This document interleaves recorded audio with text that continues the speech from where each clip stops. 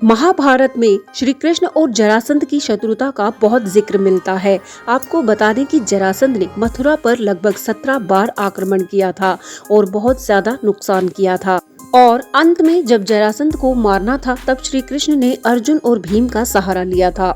जरासंध श्री कृष्ण के मामा कंस का ससुर था। अपनी दोनों पुत्रियों का विवाह उसने कंस से किया था, लेकिन क्योंकि श्री कृष्ण ने कंस का वध कर दिया था, तब जरासंध ने श्री कृष्ण को अपना परम शत्रु घोषित कर दिया था और मथुरा पर बार बार आक्रमण करके श्री कृष्ण को चोटिल करते थे। लेकिन इसी बीच जरासंध की सेना में 2 योद्धा ऐसे थे जो बहुत ही प्रचलित थे, जिनका नाम बहुत ही आदर के साथ लिया जाता था, क्योंकि दोनों के बीच इतना प्रेम था कि वे एक दूसरे के बिना रह नहीं सकते थे, जिनका नाम हंस और डिंभक था। श्री कृष्ण के साथ जब जरासंध का युद्ध हुआ तो उनके 2 परम प्रिय योद्धा हंस और डिंभक भी उसमें शामिल हुआ करते थे। दरअसल राजा ब्रह्मदत्त को शिवजी जी की कृपा से 2 पुत्र प्राप्त हुए थे, हंस और डिंभक। वे दोनों इतने बलशाली थे कि उन्हें किसी भी शस्त्र से मारा नहीं जा सकता था और जरासंध की ताकत बनकर उन्होंने कई युद्धों में उसे विजय भी दिलवाई थी। तब श्री कृष्ण को लगा कि इन दोनों को किसी रणनीति के तहत ही मारना होगा। महाभारत के सभा पर्व में 14वें अध्याय में हंस और डिंभक के यादवों से युद्ध का जिक्र है।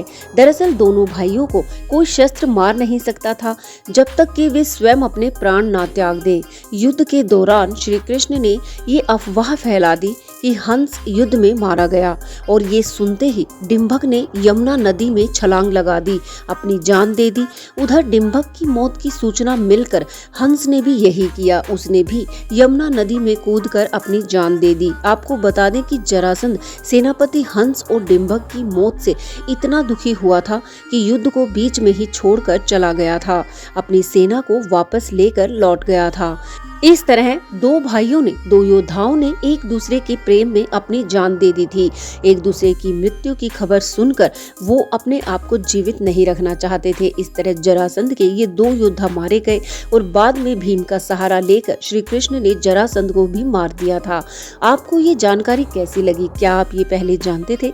कमेंट करके जरूर बताएं और ऐसे ही ज्ञानवर्धक वीडियोस के लिए चैनल से जुड़े रहें, इसे सब्सक्राइब जरूर करें। धन्यवाद।